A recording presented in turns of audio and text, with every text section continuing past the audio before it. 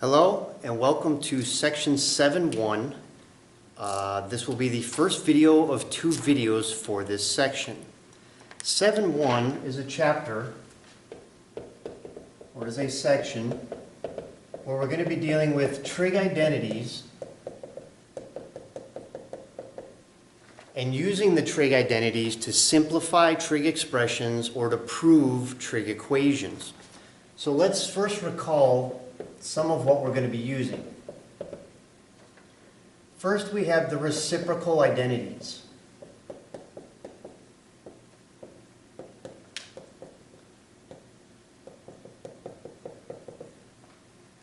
So the first one is that cosecant is 1 over sine. And secant is 1 over cosine.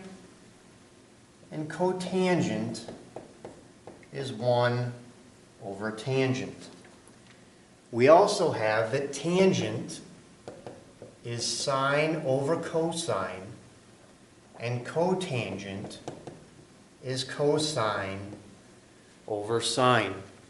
So as we are simplifying or proving these trig identities, we're going to be using these relationships a lot. We're going to try, when we can, to switch things to terms of sine and cosine.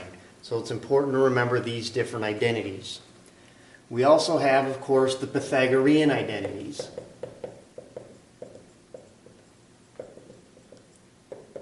If you recall, when this was first introduced, I told you guys that probably one of the most important ones you're going to use all semester is that sine squared plus cosine squared is equal to 1. And this is where it's really going to come into play. As we're simplifying, as we're proving these trig equations, we might want to see if we can somehow form this sine squared plus cosine squared. That'll help us simplify the process a bit.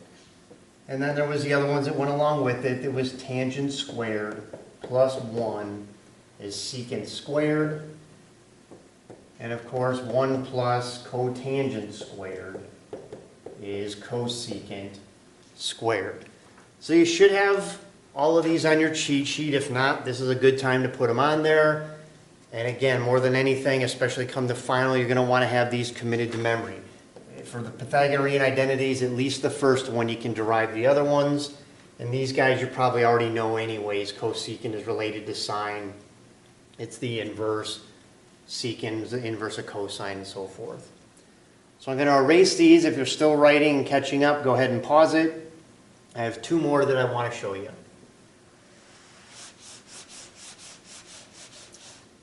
Alright, so the third one was our even and odd relationships.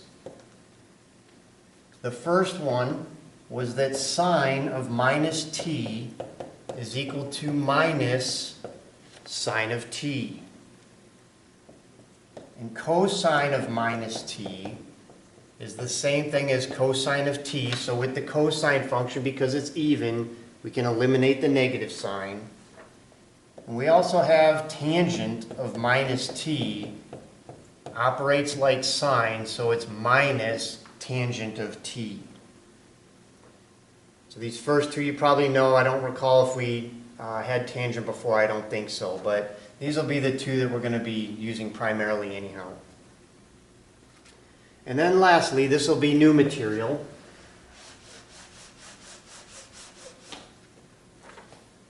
So the fourth type of identities we're going to be using is what's known as the cofunction identities.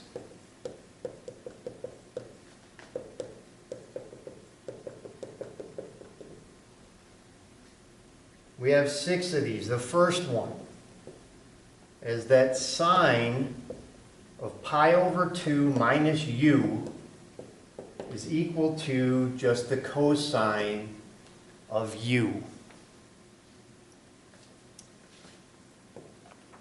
For second one, cosine of pi over 2 minus u is equal to sine of u.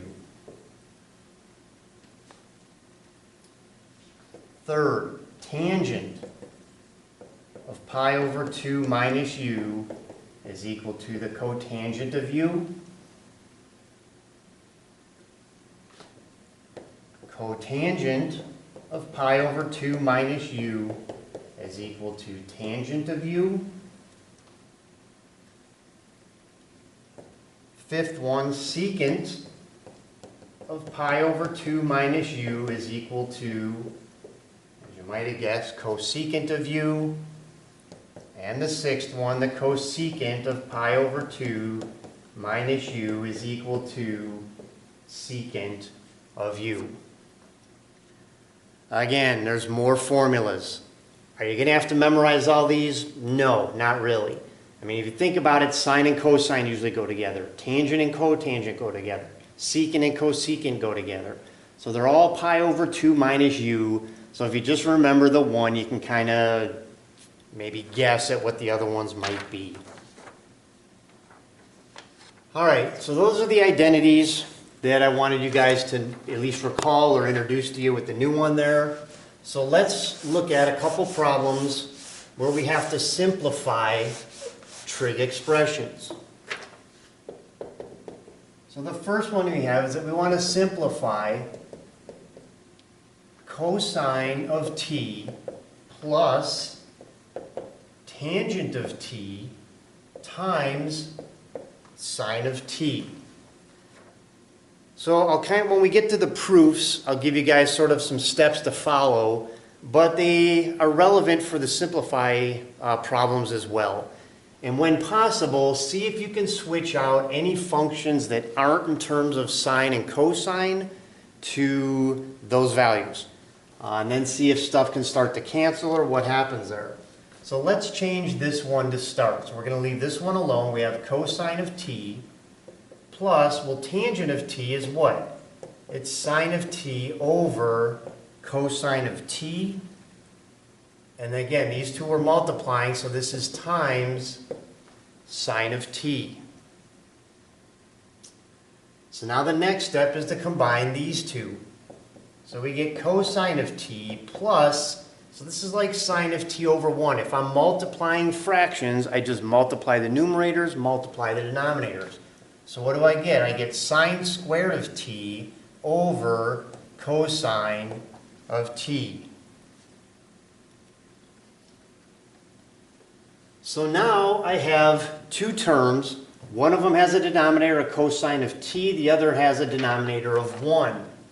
If I want to combine two fractions, which is essentially what I have here, what do I have to have? I have to have the same denominators. So how do I get this first term to have the same denominator as the second? Well, I'd have to multiply the numerator and denominator by cosine of t. So I have cosine of t over 1 times cosine of t over cosine of t. Because if I'm multiplying by cosine of t over cosine of t, what am I really multiplying by? I'm just multiplying by 1. So I'm not really changing the value, I'm just changing the way that it looks. And then I'm going to add to it this second term here, sine squared over cosine of t. So now when I multiply these first two together, I get cosine times cosine, which is cosine squared of t, over just cosine of t. And I'm adding to it sine squared of t over cosine of t. Now that I have the same denominator, I can combine these two. So when I'm adding fractions, what happens? The denominator stays the same, cosine of t, and I just add the numerators. Cosine squared of t plus sine squared of t. So what do we have there? That's our holy grail Pythagorean identity, right? Sine squared plus cosine squared. And again, with these simplifies, with these proofs, you're going to see that a lot. So let me just bring this up higher so you can see it a little better. So cosine squared plus sine squared is what? It's equal to 1. And the denominator is what? Cosine of t. Well, what is 1 over cosine of t? This is just equal to secant of t. So we started with this big, messy combination. Cosine of t plus tangent of t times sine of t. And all this thing really is, when we get down to simplifying it, is just secant of t. It means the same value.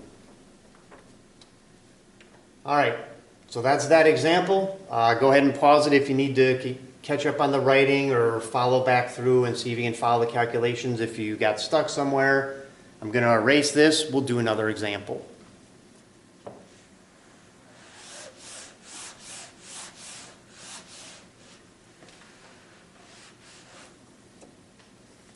All right, so the second example we're going to look at. We want to simplify sine of x, secant of x over tangent of x.